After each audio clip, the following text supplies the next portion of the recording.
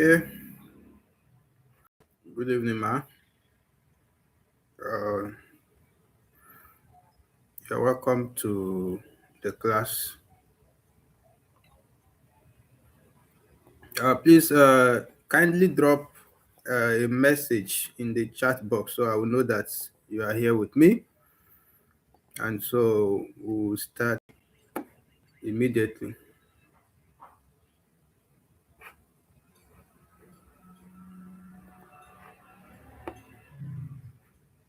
Let me know when you are here with me.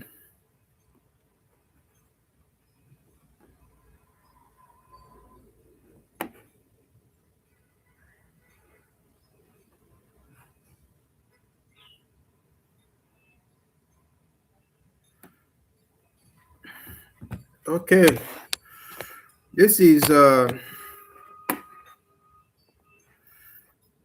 Edu 112. Edu 112, and that is professionalism in teaching. Edu 112, professionalism in teaching. That is what this course is all about, and it's just a very short course. I want to expose you to teaching and also the profession of teaching and how to be a professional in teaching. As a form of introduction to this course, you should know that the issue of professionalism in relation to teaching occupation has occupied the land, the land and writing of many scholars for a long time. So, for example, an occupation can be truly a profession or a semi-profession, depending on the level of autonomy enjoyed by the group. Well, let's leave all this. You get to understand what professionalism means on its own and what teaching means on its own in the course of reading this material. What is the aim of this course? What should you be able to do or would you become after going through this course? So this will help you as you are going through the course. You will know if you are truly gaining that or not. The overall aim of the course is professionalism in teaching. You know, you must have been hearing the word professional. You ask, are you a professional in this? What profession do you have? Understand? So professionalism, but in teaching. That means one could attain the level of, clerism in teaching that will make you become a professional in that field. So during this course, you will be learning the definitions of the concepts of teaching and professionalism. You know what you will definitely realize in this course is that not just anybody teaching is qualified to be a professional or to be called a professional in teaching. So the art of teaching, there's a depth you will get to, there's a level you will get to, there's a mastery you will gain, that will bring you to that position or that level of a professional. We're definitely in every field. Before somebody can attain the level of a professional in a field, the person must have reasonable contribution, must have gained a lot of knowledge in that field to be called a professional in that field. So the history of teaching in Nigeria and the concern for professionalism in the teaching occupation. Now, as teachers in training or prospective teachers, it is important that you study the teacher education and training programs and teachers' professional development efforts. You will be learning all of this in this course. And then later in the course, you will be learning all that goes into the making of an ideal teacher. How do I become an ideal teacher? This course will tell you step by step what to do to attain the position or level of an ideal teacher. So And what are those qualities that an ideal teacher exhibits?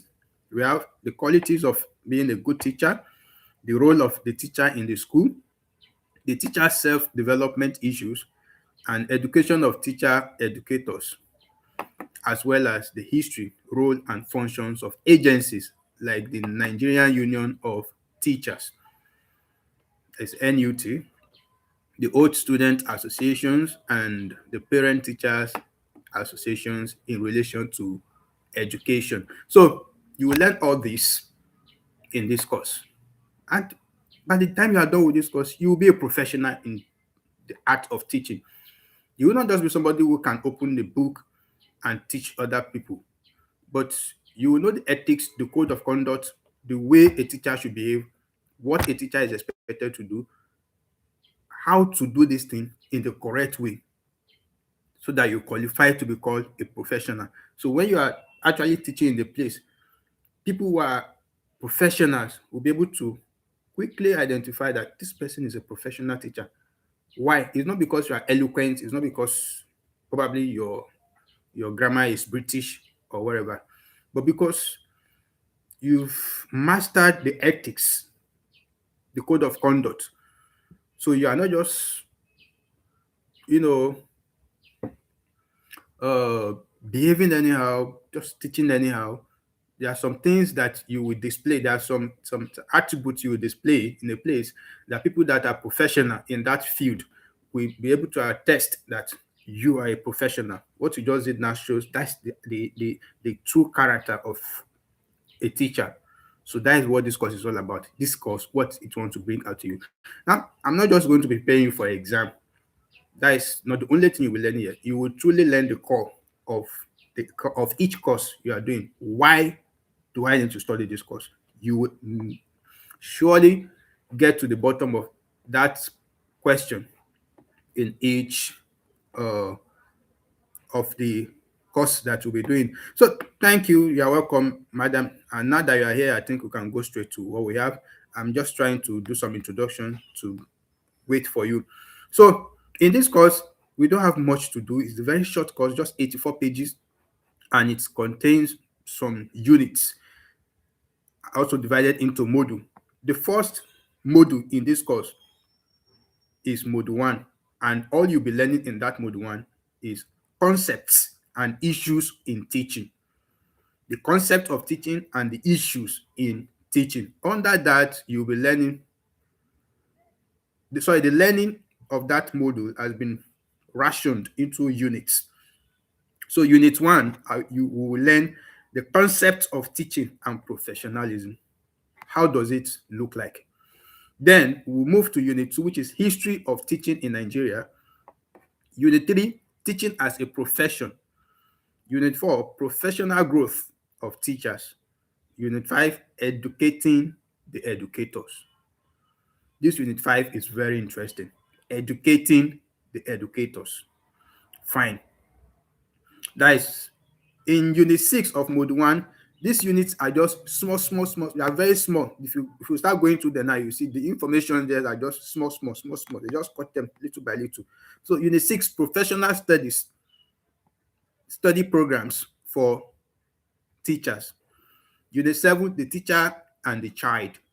Unit eight, why teachers should care. They usually dwell a lot on this unit seven in your exam.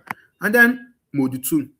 Fortunately, we have just two modules, 16 units, each module divided into 8 units. So it's very easy for us to understand each unit one by one, not only cramming for exam, but understand it so that when they ask you a question, you don't need to start thinking of verbatim because you know the answer already based on your understanding of the material.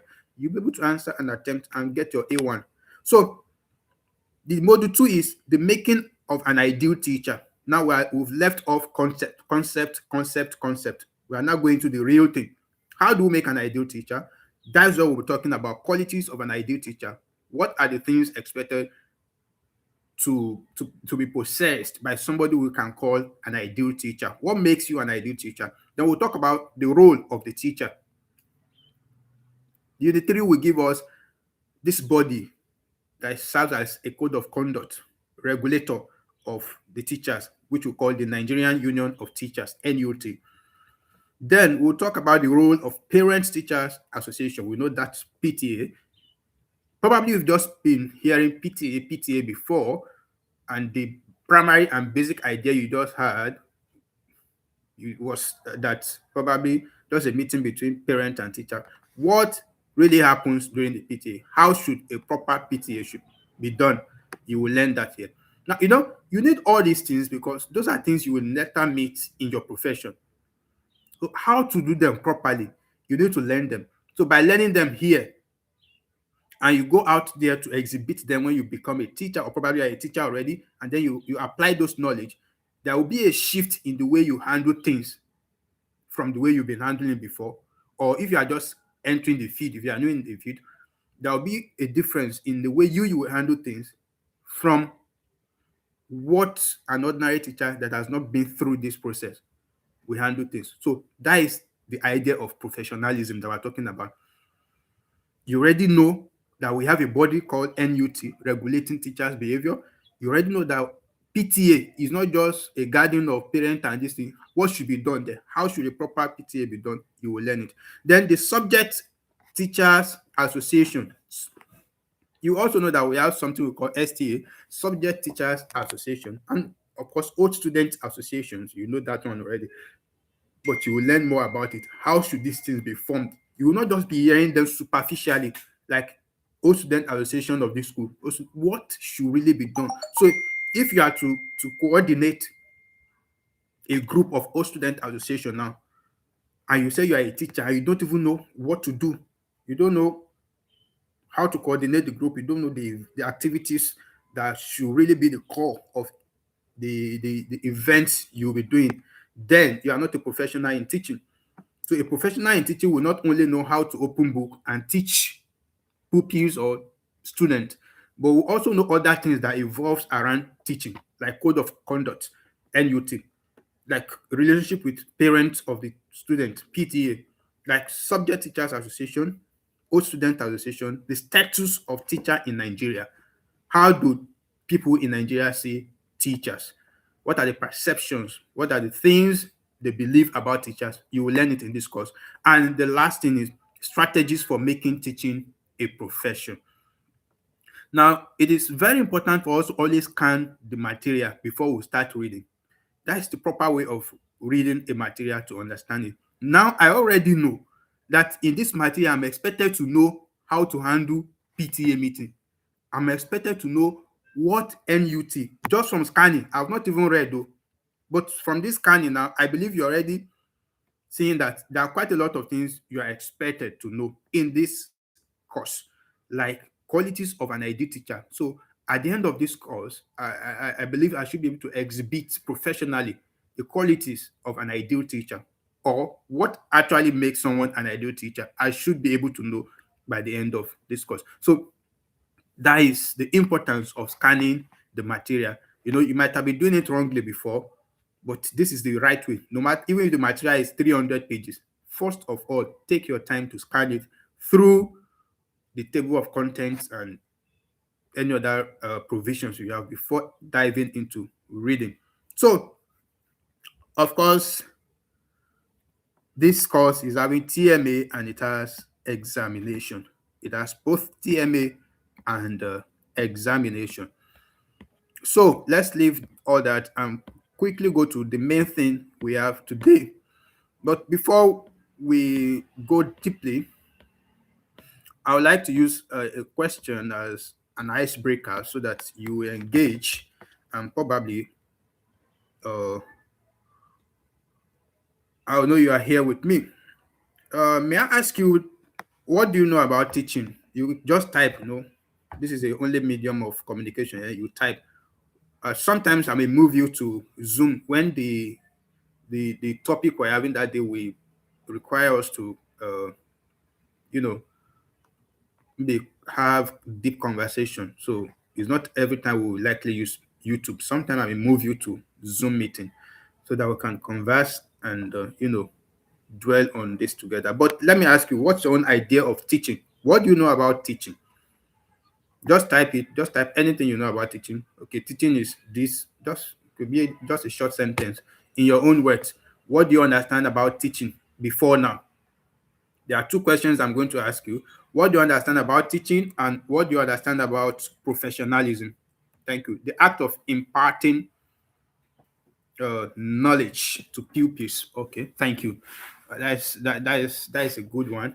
So, what of professionalism? Before now, what do you know professionalism to mean? So, since you already know that teaching is the act of imparting knowledge to pupils, let's see what's professionalism from your own view before we now start looking at what the material has for us for teaching and for professionalism. So, while you are trying to drop your answer on professionalism, let's see what we have in Unit 1. Module 1, Unit 1, we will talk about concept of teaching and professionalism. When we say concept, how is it done? What is it? How does it look like?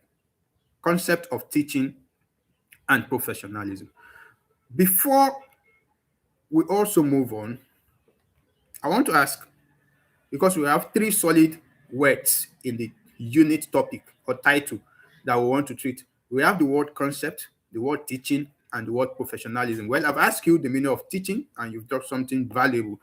And I've also asked you professionalism. You've also done well. Professionalism is a group of people united by the same knowledge. That also goes with it. Thank you. So, what is concept in your own words? What is concept?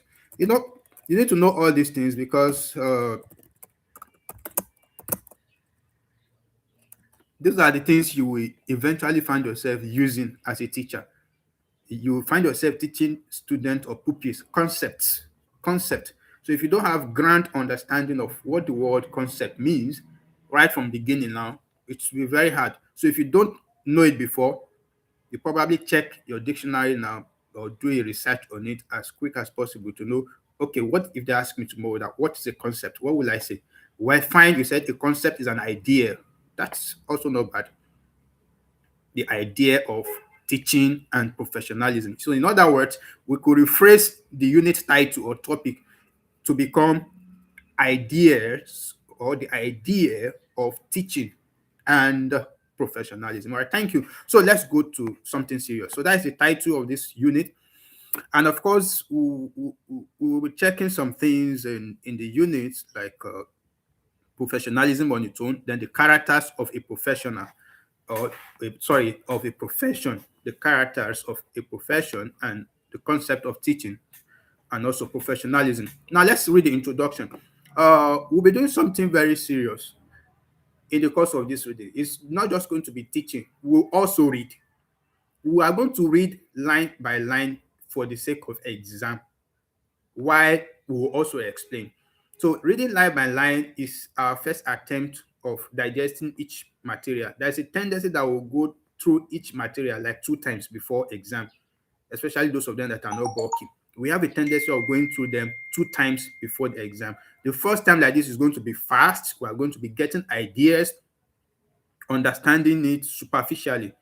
The second time, which is going to be a deeper reading, a slower reading, it's just to get the deep core, the concept, like you said, the ideas in the in that excuse me, what is it called? In that material. So, what is the objective, or what are the objectives of this unit? At the end of this unit, if you are not able to do these things, you have not gone through this unit. So when we finish reading each unit, this is the roadmap. We always come back to the objectives and read each question there or each item there, then try to assess our understanding to see if we will be able to answer it correctly. The challenge there, if we will be able to solve it correctly. If we are not able to solve it correctly, we are going to write it down that we have not gone through that unit successfully. So this is going to be like a checkpoint. The objectives will be checkpoints for us on each unit to know if we have done well, excuse me, or not. So at the end of this unit, you should be able to, one, understand and use the concepts of teaching and professionalism as students of education. You should be able to explain the concept of teaching and professionalism. That's the second thing. And the last thing you are expected to do, excuse me, at the end of this unit is to be informed enough to make up your mind on whether or not teaching is a profession in Nigeria. So when you fully understand what a profession means and what teaching means on its own, and the concept of professionalism in teaching, you'll be able to judge, is teaching a profession in Nigeria or is just a casual thing? So let's go to the real thing. So I think I'll need to bring my screen up a bit more so you'll be able to see it better, since we are now going to the core of the, okay, this is too much of the material. So main content, the concept of teaching. So I'll put it in your own words so you understand better the idea of teaching. So because according to you, concept will also be idea. So the idea of teaching. Teaching is defined by many scholars of education as the promotion of learning. The first thing you would see today is that teaching is promotion. What is it promoting? Just like an advert placement for, uh, let's say, a food item in a radio station program or in a television program, could be promoted, you understand, through an advert. Okay, I'm starting the product today, and the product is probably, let's say, a product that helps students to retain whatsoever they read for long. Let's say I've done research and I've come up with a project, sorry, a product that helps the brain to remember things for long, to record things for long. So if I should produce it out, I will need promotion. I will need to promote it. I will need kind of advert to advertise it, to promote it, so that people will know about it and patronize me. So teaching is an act of promotion. What are you promoting? Learning. So there is a question there for you to answer, just an icebreaker. Teaching is defined by many scholars of education as the promotion of learning. So the promotion of learning is teaching. In case you're asking an exam, that is the promotion of learning. Teaching is the promotion of learning. So the teacher in his work of teaching must provide appropriate conditions for learning. What they're trying to tell you here is that beyond me learning, beyond me teaching, so beyond me just teaching, imparting, just promoting learning, I need to understand that the condition in which I place my learners is very vital, very important in, the uh, in aiding the way my learners, my pupils, students, whatever you call them, will be able to understand. It's going to aid their understanding. Let's just put it that way. So if the condition of learning, that means probably I want to teach now, and I'm teaching you in the market square, maybe not in the market square, but somewhere close to a noisy place where we're having interception, different noise coming from different places, and I'm also teaching. Condition is already against us. That condition is not conducive for learning. That's even physically. What if, as a teacher yourself, you condition the teaching in such a way that maybe you are aggressive, or probably at that time you are depressed, and as a result of that depression, you are using that on you are acting that depression on your learners, so they don't learn anything, because the the teaching which they are actually learning then is not conducive for them. There are quite a lot of things that this could be translated to, or interpreted to, but just know it that the teacher in his work of teaching must provide appropriate conditions for learning. Another thing to know here is that The conditions of learning is set by the teacher. The condition of learning is set by the teacher. I have dropped a question there. It seems you are not here.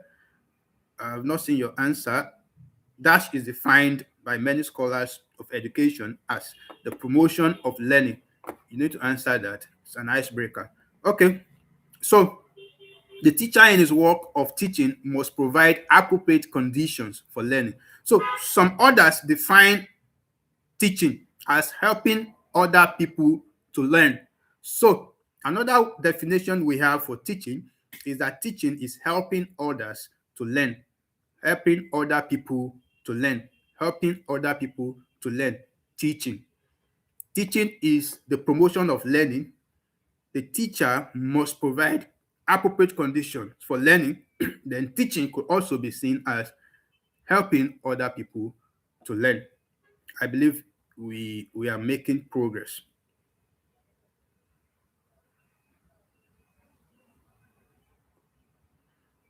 Helping other people to learn is another way we can view the term teaching.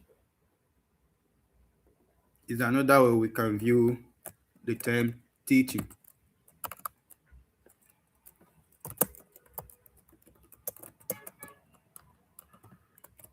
All right, so I can see that.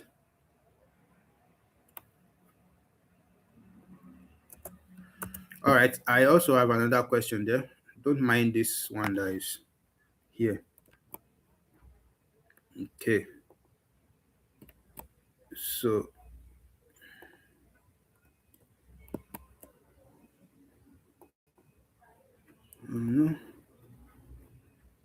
we need to.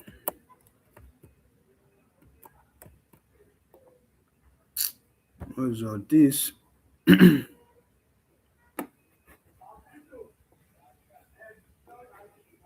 Sorry about this. Let me just try to remove this sheet.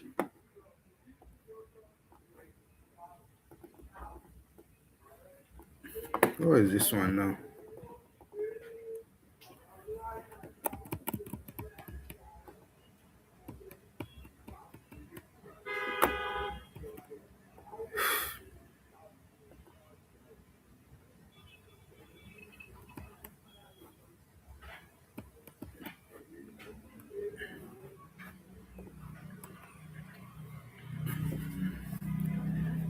Oh, goodness. What is this now? Okay, please hold on. Probably I should close the page and sorry for that interruption. This is one. Don't even know why. Oh, okay. Finally. Thank God. Okay, so I believe the thing is better now. We can see it now.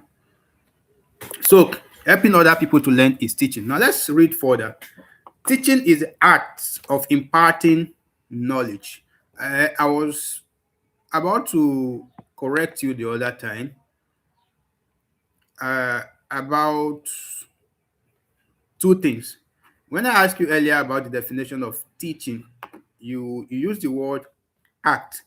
That is the ACT, act, which is acting a movie, acting a stage.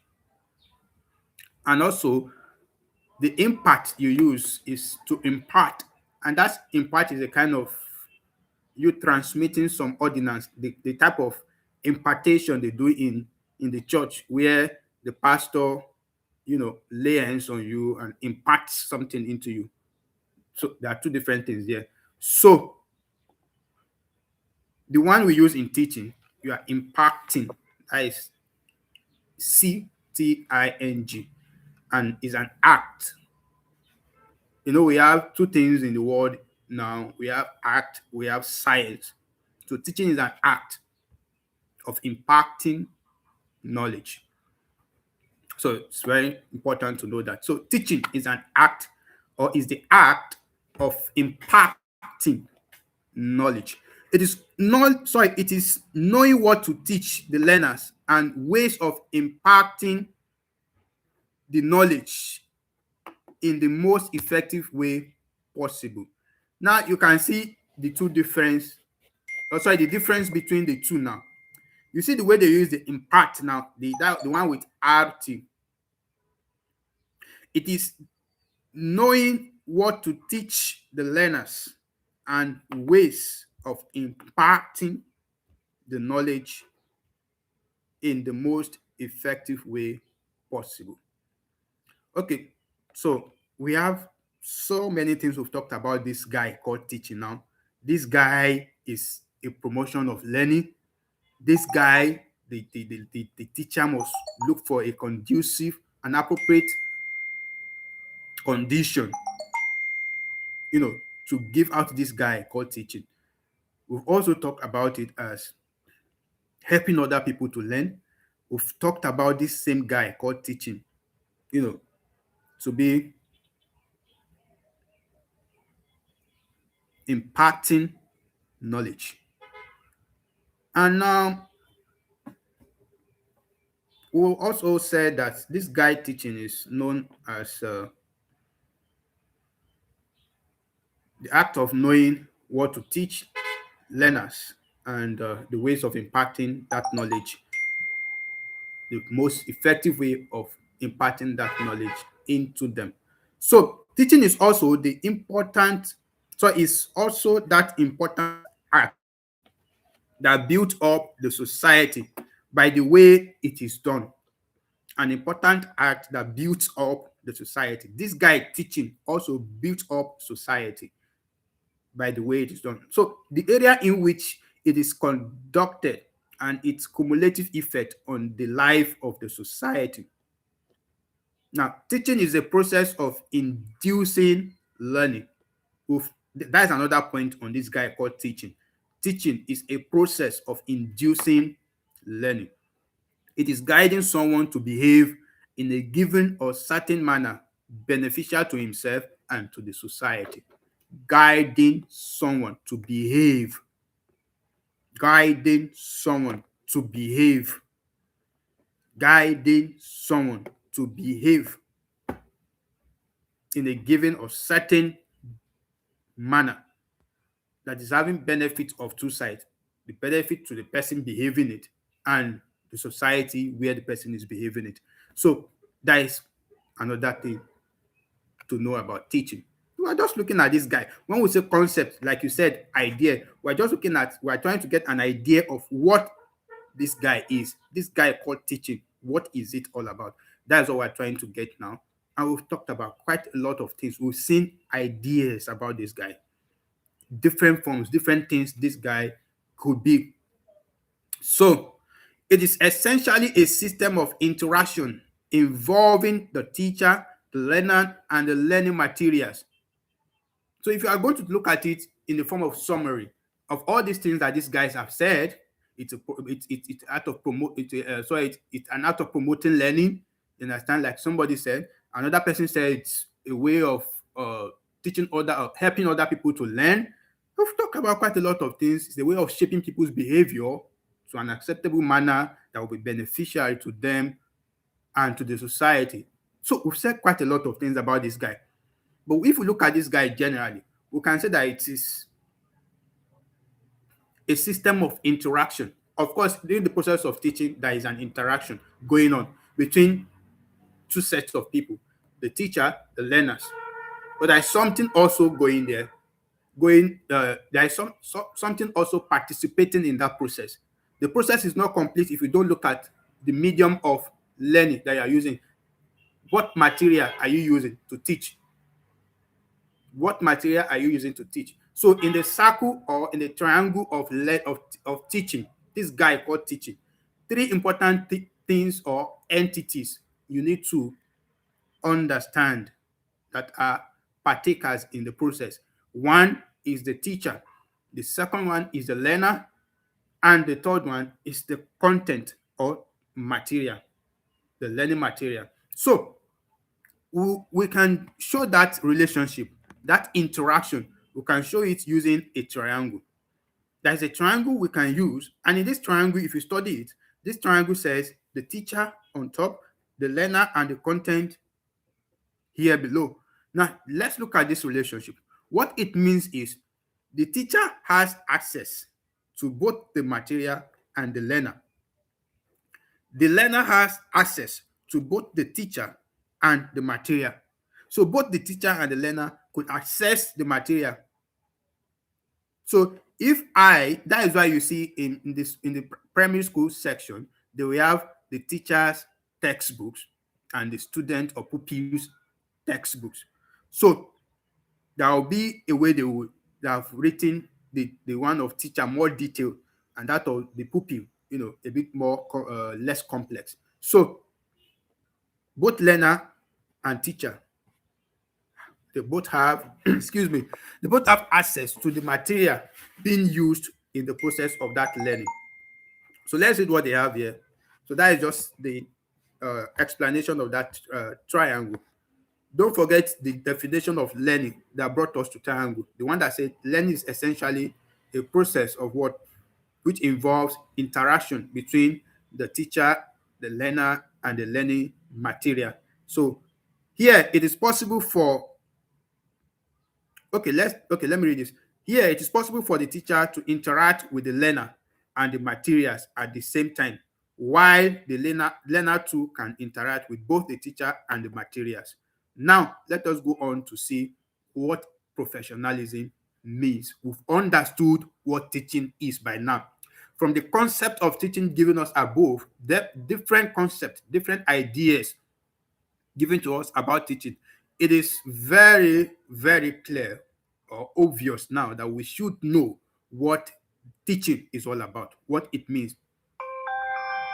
Promotion of learning, out of helping other people, imparting knowledge, you understand? And every other thing we've mentioned about learning. And also essentially the process of, interaction between the teacher, the learner, and the material, which gives us a triangle where the teacher is on top, the learner and the material at the bottom, and shows a relationship between the three of them. We have an icebreaker before we move to professionalism. The icebreaker is, what is teaching as you understand it? Now, you've given a definition of teaching before, which is quite welcomed. But now that you have gone through the concept of teaching from the view of the material, how will you now define the term teaching? So let's take that as an icebreaker while we just pause a bit to think about it before we go to professionalism. You've learned about the different concept of teaching now, different things different people said about teaching. Now it's time to check if you have truly understood what teaching is. So what should we call teaching? Based on your own understanding, not just your own understanding, but from everything we said about teaching, promotion of learning, helping other people to learn, interaction between teacher, learner, material, and every other thing we've said. So I'm waiting for you. What is teaching as you understand it? The next thing we'll be doing in this unit is professionalism. So when we talk about professionalism, we would have done two things, teaching and professionalism. And then, thank you. You said guiding someone to behave and teaching is promotion of learning. Thank you. It means when they ask in exam that dash is guiding someone to behave in a manner that is acceptable and that is of benefit to both the person and the society, you will know that what they're asking you is teaching, not professionalism. And if they ask you that dash is the promotion of learning, you will know that that is teaching, not professional. So what is professionalism? I think we've understood the concept of teaching. Now, the concept of professionalism. What is professionalism? The word profession has been defined as an occupation that can claim exclusive technical competence and also adheres to ethical, ethics of professional conduct. But this is not something to cram. This seems like an obvious definition, quite obvious that anyone that hears the word professionalism or profession, rather, from just from what do we call it? General knowledge alone. Somebody will know that this is a valid definition for uh, the term profession. We're used to asking ourselves, what's a profession? What's a profession? What's a profession? So let's see. The word profession, I'll read it again, and I've dropped a question there for you to attempt. The word profession has been defined as an occupation that can claim exclusive technical competence and also adheres to ethics of professional conduct. Ethics of professional conduct. So that's what profession means. The word profession has been defined as an occupation. First of all, the first thing to get there is that profession is an occupation. So when you're asking me what's my profession, I'm likely going to tell you I'm a programmer. Okay, I'm a programmer. So if I am a good programmer and I know everything there is to be a programmer, the ethics that guides programmers, the way programmers are meant to behave, the kind of tools they are allowed to use and what they are not allowed to use, ethical programming, styles of programming. When I am so sound in that occupation, then will refer to me as a professional. That is where we're actually going to. What level of an occupation will someone get to that the person will qualify to be called a professional?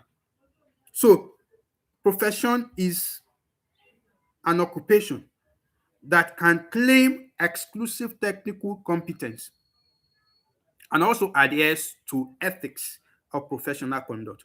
So, me being good at something alone doesn't make me a professional in it. I must be someone grounded in the ethics of behavior in that profession, in that occupation. Somebody who knows the professional conduct, how to conduct myself as a professional in that field. So, I am a professional in a field not only because of my competence, but because I also, excuse me, adhere to the ethics of behavior, the ethics of professional conduct in that field. I hope you are getting me. So that is it. So technical, thank you. Technical. So elsewhere, let's look at another view or definition of the word profession. A profession is being defined as a calling in which one professed to have acquired special knowledge used by either instructing, guiding, or advising others or serving them in some act. That's another view of profession. So if you probably see that question too, that an act of calling in which one is professed to have acquired special knowledge using instructing, guiding, advising others, or serving them.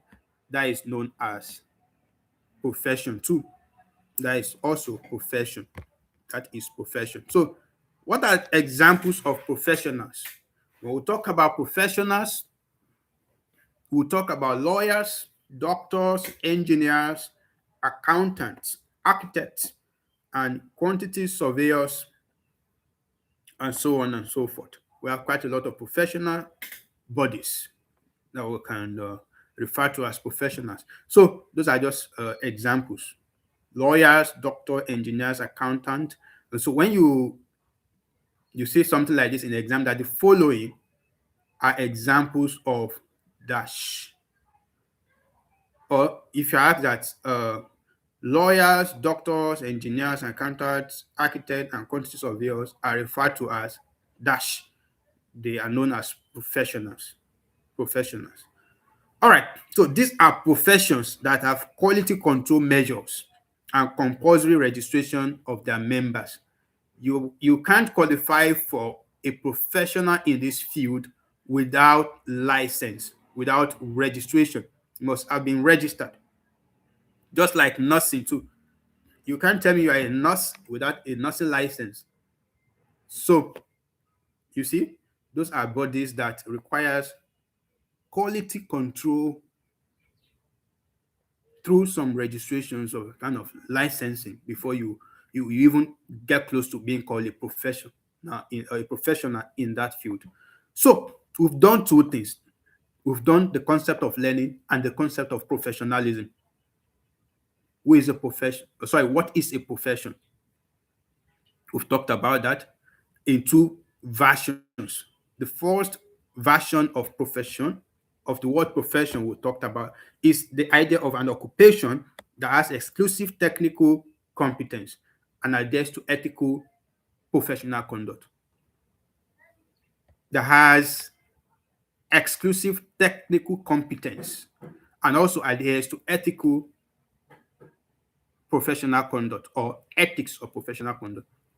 And the second one is a form of calling in which one prefers to have acquired special knowledge, and that special knowledge is for instructing, guiding, advising others, or even serving others. Those are the two ways we have viewed the term profession. And we talked about professionals, examples like lawyers and the rest of them, that we need someone to register before you can become a good member of that body, or probably get licensed before you are called a professional. So we'll move to the last thing we'll be doing in this class. I don't want each class to exceed 1 hour so that we don't get bored. We don't have a lot of people here because I don't seem to know much people in your department. I have a lot of students that register in your department, but I don't know. Not everybody is looking for where to learn. So, in order not to make it too boring, we'll always make sure we don't exceed 1 hour per class. Don't worry, we'll still cover everything. We'll still cover all your materials. 1 hour is okay for each class. All right, so the last thing we'll do in the course of this 1 hour is characters of a profession. Okay, you've talked about lawyers, doctors as professionals. We've talked about the word profession, to be some form of special knowledge, which you give to people, and so on and so forth. And we've just talked about the word profession on its own. We've talked about the word profession on its own. We've talked about examples of professionals. But what are characters of a profession? What will I see in someone that will make me say, this person is a professional doctor, this person is a professional lawyer, this person is a professional. Now we'll now know, the reason why, please, I want you to dwell so much on this word profession, because if you remember under the objectives of this unit, there is something there. I think the last item is that we'll be able to answer if teaching is a profession or not. But if you don't understand the full meaning of profession, there will be a conflict when we want to start making that comparison, when we want to come up with that judgment to judge whether teaching is a profession in Nigeria or not. So it's very good we truly understand what profession means. Occupation that can claim exclusive technical competence and also adheres to ethics of professional conduct. So the question we'll be asking ourselves when we get to that part of judging whether teaching is a profession or not is that, is teaching an occupation? One. Two, does teaching have technical competence? You understand, like, does it have some kind of level of, or a kind of degree of uh, attainment that somebody must get to, a kind of operational difference that differentiates it extensively from other things like law, like medicine and the rest of them. So we will check that. One, is it an occupation? Two, does it have technical competence? Are there techniques you must use in teaching that are exclusively meant for teaching, that shows that this thing this person is doing is called teaching? Do we have technical competence in teaching? And another thing is, does teaching have professional conduct? Are there ethics in teaching? Is there anything guiding someone that calls himself or herself a teacher? If you are able to point out those three in teaching, then our answer is already obvious about the word teaching. We'll be able to clearly, without any doubt, without entertaining any form of uncertainty, we'll be able to say that teaching is truly a profession. So I just brought us back here for us to digest profession very well, because we will need the idea later on in this same module that we have to answer a question.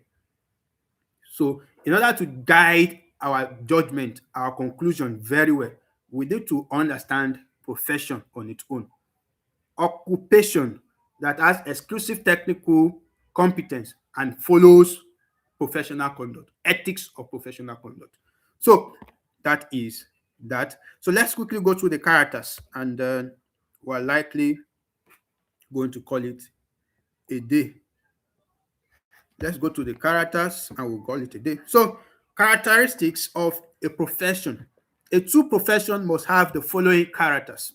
One, knowledge acquired after a period of specialized intellectual study and training essential for the practice of an occupation. Something qualifies to be called a profession when there is a training, some period of training involved in that thing, that you must complete these years of training, you understand, before you can become somebody in this occupation. Before you can call yourself a teacher, you must go through 3 years of teacher's training.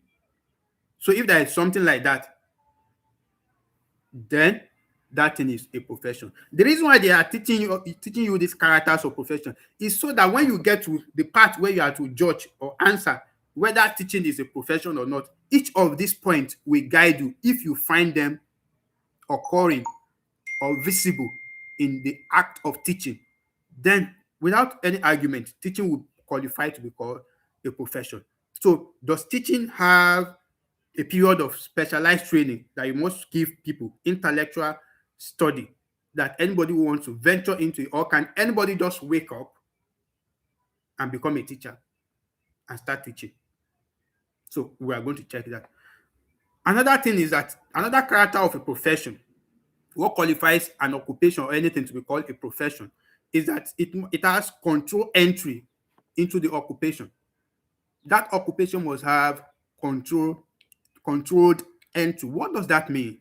It means before you become a teacher now, you have to write an exam. There is a popular exam in Nigeria that you must write and you must pass before you are given a teaching license, before you become a teacher. So there is a control entry. Not just that, anybody who feels he or she is eloquent enough to deliver a speech will automatically qualify or enter into the profession of teaching, if teaching was actually or is actually a profession. So there is a control entry. After you've gone through your 4 years and you've got your Bachelor of Education, then there is an exam you will write. There is a national exam for teachers that you will get there when we get there, that you write. And when you write it and your result comes out, that's when they give you license. You become a licensed teacher. That is controlled entry. The first step, you receive for a period of time specialized intellectual study and training.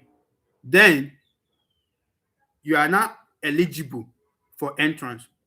But you don't just enter automatically because you have Bachelor of Education. You are now automatically a teacher. No. You now want to enter the profession. There is an entry, and that entry is controlled by an examination.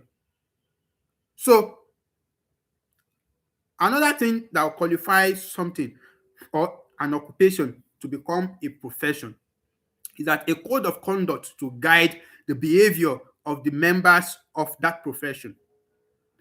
So after I've passed the examination and I get a license, we have teacher's handbook, the code of conduct that shows you a teacher must dress like this, a teacher must be gentle, a teacher must be this, teacher must be disciplined.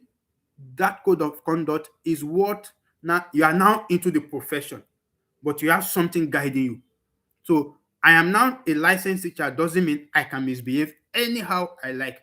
I can adopt any teaching method I like on any level of children. It doesn't mean that I cannot take very sensitive material, adult materials, to go and teach pupils of primary school. No, there are ethics. There will be code of conduct. So the code of conduct comes after I'm certified. I have gained entry. I've gained entry into the profession or into the occupation. So they will tend that to be the code of conduct. So first thing, I've acquired knowledge over a period of time. Second, I've gained entry into the control entry of the occupation, or through the control entry of the occupation, I've gained entry. The third thing, I have the code of conduct of that occupation. The fourth one is a strong professional organization which guides the interests of its members as well as codifies the entire professional framework. Another thing that will be in existence, apart from me having a code of conduct, which have been read to me or given to me as an handbook, there will also be a law enforcement agency. Let me put it like that way. In that occupation, in that profession, that will be regulating behaviors, activities of members of that profession. So something qualifies for a profession if before someone can gain entry into it, the person must have gone through a period of specialized intellectual study or training. Secondly, if it has a controlled entry point. Thirdly, if there is a code of conduct given to every member that each member must abide by. The fourth one, if there is an agency that serves as a form of regulatory agency to make sure that every member of that profession is abiding by the professional conduct of or the framework of that profession. And the last one given to us in this material is that if that occupation is if it has independence and freedom of practice without any interference, that thing qualifies to be called a profession. So, can a certified teacher, fully licensed, teach in any school now, in any organization, in any event? Can that person teach without somebody saying, "What are you doing there?" Or police just come and arrest the person because they felt that teaching is not allowed here?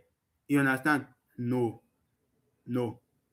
So, if there is freedom of practice without interference, then that thing is qualified to be a profession. All right, let me give you an icebreaker. Kindly list the 5 things. You can list them one by one and drop them. That qualifies the characters. Okay, let's put it the way the material put it. List the 5 characters or characteristics of a profession. Let me just refresh your memory. The first one we mentioned is that it must have a period of intellectual training. The second one must have a controlled entry point. The third one, it must have a code of conduct that guides behavior of members. The fourth one is that it must have an organization, a professional organization that will control or serve as regulators of the behaviors or ethics or conduct of each member. And it must have freedom of practice. So that's what profession is. It has freedom of practice without interference. So uh, they are trying to give us some watchwords, like from these characters that we've listed here. They are trying to tell us that, okay, this one is this one is this. Uh, if you are still there, there's a question. There's a question there that you should list the characters of to see if you have truly followed. Well, this video, you can come back to it anytime you like. You can watch it over and over again if you still need to watch it. We have different ways of learning. We have some people that once they attend ones like this, everything sticks. We have somebody that will need to revisit, but you will learn that too as a teacher, that we have different ways of learning, so that you yourself you use it to help yourself, and also it helps you when you are teaching. So the watchwords here is that first of all must be knowledge, specialized training, control entry, code of conduct, and then freedom to practice. So let us now expand on this. A professional must possess knowledge required to practice his occupation. It's very important. I've mentioned all this while I was explaining those characters. So this knowledge must be of a specialized type, which is acquired after a specified period of training. Furthermore, entry into the profession must be controlled. This is done by specifying the prerequisite for entry into training, the probable duration of training, the basic knowledge required for the practice of the occupation, and the minimum qualification for one to be admitted into the occupation. Let me read that part again, because these are questions they ask in OBJ. Which of the following is not uh, controlled entry, or is not part of the control entry specifications according to your material? So they will list the three and add one that is not part of them. But let's look at them again. When we say controlled entry, we mean that it is control entry is done by specifying one, the prerequisite for entry into training. That's number one. The second one, the duration of that training. The third one, the basic knowledge required for the practice of the occupation. And the last one, the minimum qualification for one to be admitted into the occupation. So a profession generally has some ideals. There is therefore a code of conduct clearly defined for members. Such code of conduct includes standard of practice taken as good by the profession. These ideals are expected to be strictly abided by the members. Now, this means a professional must not only be professionally competent, I've mentioned that before, but must also be of unquestionable character. So the professional is not expected to exploit the ignorance of his client, in this case, the student.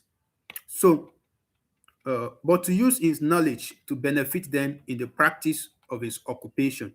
On the whole, a profession is a service or a service occupation where public interest supersedes that of the individual. Public interest supersedes that of the individual. A profession is a service occupation where public interest supersedes that of the individual. Okay, we have two questions and we are done. We have two questions and we are done tonight. We've exceeded 1 hour by 3 minutes already. So that is question one. And then this question two is an icebreaker for this part. Activity two, define professionalism with some examples. Define professionalism with some example of professionals. So what is professionalism? What is professionalism? We've talked about it. I'll talk about the characters. We'll talk about examples like lawyers and the rest of them. So the last question is defined, is there on the screen. Professionalism with some examples. The examples are very simple. You already know the ones given the material. All you just need to know now is help us define what professionalism means, or what the word profession means. Is it that you define profession or anyone you like, but just so let's have it from you as we round up this section. And in summary, today we have talked about the definition of teaching, which we call concept of teaching. Uh, After that, we talked about there's one notable thing to remember under the concept of teaching. It's essentially an interaction between the teacher, the learner, and the learning material, which was represented in a triangle. The teacher on top, the learner, and the material at the bottom. And we move to what we call profession.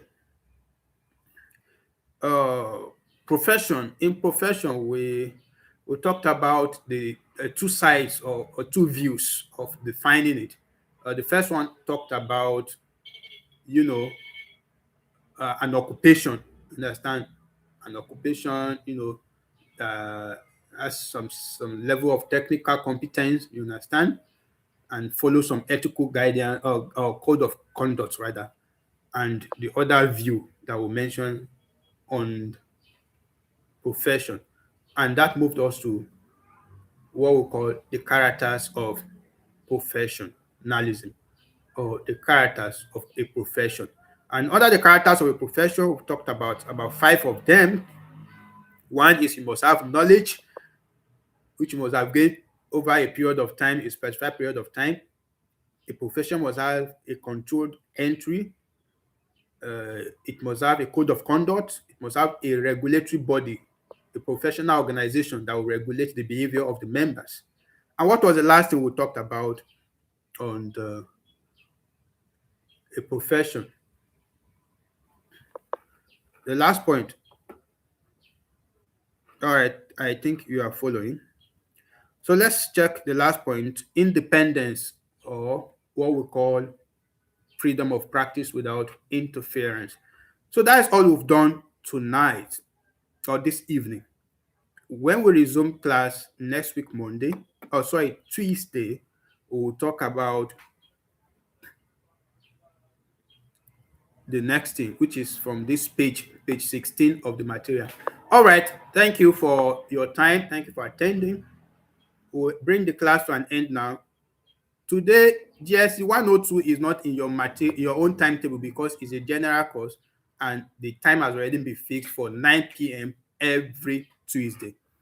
The time has been fixed for 9 p.m. every Tuesday. So you are free to join the class by 9 p.m. today. GST 102. I will start the class by 9 p.m. today. So you will join that one.